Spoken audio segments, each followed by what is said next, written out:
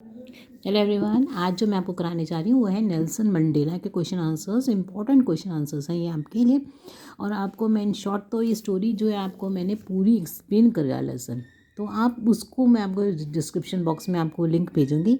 आप इस लेसन को इन शॉर्ट में नहीं कर सकते क्योंकि इसका जो हर लाइन इसकी बहुत इम्पॉर्टेंट है इसके अंदर। तो जो कुछ लेसन्स ऐसे होते हैं जिनको आप ऐसे स्टोरी के टाइप में नहीं कर सकते। इसमें जैसे हर लाइन में कुछ अपना मीनिंग निकल के आता है, तो फिर वो आपको पूरा लेसन थॉरोली एक बारी पढ़ना चाहिए। और इसकी एक्सप्लेनेशन जो मैंने कराई है आपको पूरे लेसन की, आप उसकी डिटेल एक्सप्लेनेशन को ज़रूर एक बारी सुनना, ठीक है। तो मैंने आपको जो इसमें इंपॉर्टेंट क्वेश्चंस हैं वो मैं आपको बता देती हूँ। पहला क्वेश्चन है, why Nelson Mandela calls the liberty as newborn. तो पहले कहता है कि जो ये लिबर्टी मिली है वो क्या है, न्यू बॉर्न है। क्यों कहता है? Because they have recently got liberty from the white rule. White rules जो है मतलब कि उनको जो वाइट पीपल है उनसे उनको आज़ादी मिली है, वो भी कितने टाइम के बाद, 300 ईयर्स के बाद, 3 सेंचुरीज के बाद। Why is 10th May called an autumn day in Africa. तो वो कहता है कि ये जो साउथ अफ्रीका में ये 10th May है जिस दिन इनाग्रेशन होता है, तो वो कहता है ये क्या है, आज ऑटम डे है। ऑटम डे का मतलब यहाँ पर क्या है कि ऑटम में जैसे पत्ते झड़ते हैं, पुराने पत्ते झड़ते हैं और नए पत्ते आते हैं, इसी तरह से उनका जो दिन था वो क्या है, ऑटम की तरह। क्योंकि as an autumn new leaves come and old and worn out leaves fall. Similarly, on this day, a new and fresh democratic and non-racial government was being formed. Where did the ceremony take place? तो ceremony जो है जो किस बात की, क्योंकि वहाँ पे जो है नेल्सन मंडेला को अब जो है क्या बनाया जा रहा है, वहाँ का फर्स्ट प्रेसिडेंट बनाया जा रहा है साउथ अफ्रीका का। तो वो जो है सेरेमनी कहाँ पर हुई? The ceremony took place in the lovely sandstone amphitheater formed by the Union Building in Pretoria. तो मैं आपको साथ साथ स्टोरी बताती जाऊँगी। ये 10th May को फंक्शन होता है और इसमें जो है बहुत सारे बाहर के जो लोग हैं वो भी आए हुए हैं। और वो बाहर के लोग क्यों आए हुए हैं? क्योंकि वो सेलिब्रेट कर रहे हैं और कॉन्ग्रेचुलेट करने हैं, to celebrate and congratulate Nelson Mandela on his victory against rationalism. What did the building stand for? अब वो जो बिल्डिंग है वो किसकी वो साइन है? तो पहले बिल्डिंग वो वाइट पीपल के उसमें थी, तो वो जो है इट सिम्बोलाइज्ड, पहले सिम्बोलाइज करती थी वो द वाइट सुप्रीमेसी, ठीक है ना, before the inauguration. And after that it became the symbol of freedom and peace. उसके बाद जो है ये फ्रीडम और पीस का सिंबल बन गई ये building. What did Mandela pledge? ये बहुत इंपॉर्टेंट क्वेश्चन है इसका कि what did Mandela pledge? तो क्या प्लेज करते हैं? He pledged to obey and uphold the constitution and to devote himself to the well-being of the republic and its people. He also pledged to liberate all his people from bondage of poverty, deprivation, suffering, gender, and other discrimination. Why were two national anthems संग on the inauguration day? तो 2 national anthems जो हैं उस दिन बोले जाते हैं, एक वाइट पीपल का, एक ब्लैक पीपल का, ठीक है ना। तो आप अपने उसमें भी लिख सकते हैं, थोड़ा सा अगर आपको आंसर को इंक्रीज करना है तो आप ऐसे लिख सकते हो, the 2 national anthems were sung on the inauguration day, one by the black and one by the white people.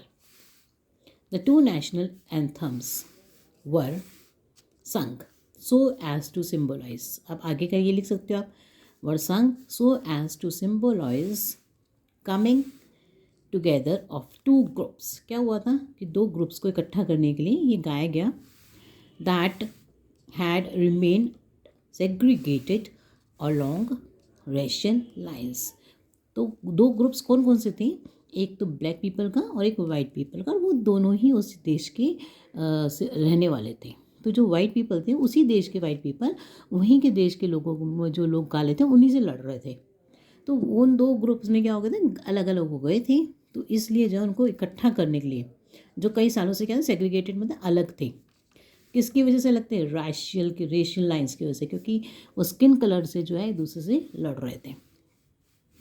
Next है, according to Nelson Mandela, the country's greatest wealth is its people justify. तो वो कहते हैं कि जो greatest wealth है वो क्या है, लोग हैं। तो ये जो है उसमें कई क्वेश्चन, इसके कई आंसर क्वेश्चनों के ये आंसर बन जाएगा कि जैसे उसमें कईयों के नाम दे रखे हैं कि वो बहुत जो सोल्जर्स थे, ये जो लोग थे, ये जो है इन्होंने अपने देश के लिए जो है बहुत सेक्रीफाइस किया, अपनी जान दे दी, और जो है बहुत ज़्यादा इन्होंने झेला, टॉर्चर झेला। तो ये जो है वो कहता है कि ये जो लोग थे ये बहुत ज़्यादा मतलब कैसे हैं, इन यही हमारे देश की क्या है, वेल्थ है, क्योंकि इन्हीं लोगों की वजह से तो हमारा जो देश है साउथ अफ्रीका है वो आज़ाद हुआ है। वहाँ के वो कहते हैं ना, जेम्स के बारे में बात करते हैं कि डायमंड ये ही हमारे क्या है, जेम्स हैं, क्योंकि अगर ये ना होते तो हमारा देश आज़ाद नहीं हो सकता था। तो इसमें स्टार्टिंग में ये भी है कि मैं आपको इंट्रोडक्शन बता दूँ इसका थोड़ा सा, कि इसमें जो है वो कहते हैं लाइन्स हैं कि जो है हमारे देश में बहुत ज़्यादा वेल्थ है। वेल्थ कौन सी वाली है, मतलब ये डायमंड्स हैं और मिनरल्स बहुत है, तो उससे बहुत पैसा आता है। मगर कहता है वो नहीं है, हमारे जो मेन वेल्थ है वो क्या है, हमारे लोग हैं। Because it was the people of country who sacrificed their lives for the freedom of their country. Not only men but also women risked and made sacrifices. Next है, who according to Mandela is a courageous man. तो वो कहता है कि जो कौन सा man जो है करेजियस होता है, तो वो नहीं जो, मतलब हर इंसान डरता है, हर इंसान क्या हो जाता है, डर लगता है, everybody is afraid of anything. तो हर इंसान को डर लगता है, मगर only those people are courageous who overcome fear, जो उस फियर के ऊपर ओवरकम कर जाते हैं, उसके ऊपर हावी हो जाते हैं, उस डर के ऊपर, वो लोग क्या होते हैं, करेजियस होते हैं। क्योंकि हर जना डरता है, मगर जो उसके ऊपर हावी हो जाए डर के ऊपर, वो करेजियस है।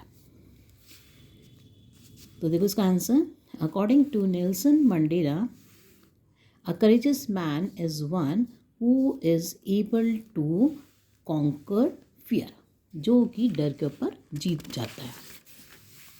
नेक्स्ट देखो, does Mandela think the oppressor is free. तो वो कहता है कि जो ऑपरेसर है वो भी क्या होता है, वो तो ऑपरेस्ड है ही, वो तो झेल ही रहा है, मगर क्या ऑपरेसर फ्री होता है। ऑपरेसर कौन सा, जो दबाने वाला है। जैसे इसमें अंग्रेज थे, वो उनको क्या करते थे, दबा रखा था वो काले लोगों को, तो क्या वो भी फ्री है, तो वो फ्री नहीं, वो भी फ्री नहीं होते। वो कहता है according to Nelson Mandela, both oppressor and oppressed are not free, दोनों ही फ्री नहीं है। कैसे, देखो जो ऑपरेसर था, according to Mandela, oppressor is not free because he is, वो क्या है, एनस्लेव्ड है, वो भी गुलाम है। किसका गुलाम है, by the barriers of prejudice and narrow mindedness, क्योंकि वो प्रिजुडिस और नैरो माइंडेडनेस का क्या है, शिकार है। वो उसको भी नैरो माइंडेडनेस और प्रिजुडिस ने घेर रखा है, तो वो भी ऑपरेसर भी क्या है, इनका गुलाम है। Why had the world leaders gathered on the South African soil? तो वर्ल्ड लीडर्स क्यों इकट्ठे हुए हैं साउथ अफ्रीकन सॉइल पे, to celebrate and congratulate Nelson at his victory against rationalism. In Mandela's opinion, what are the twin obligations? देखो तो कहता है दो ऑब्लिगेशंस होती हैं। ऑब्लिगेशंस मतलब क्या, दो ड्यूटी हैं, हर इंसान की दो ड्यूटी होती हैं, एक अपनी फैमिली की तरफ और एक अपने देश की तरफ, ठीक है ना।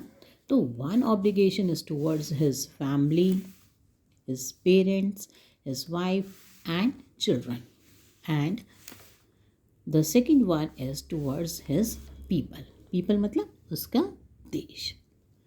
So thank you for watching my video. Any problem, ask me in the comment box. Thank you.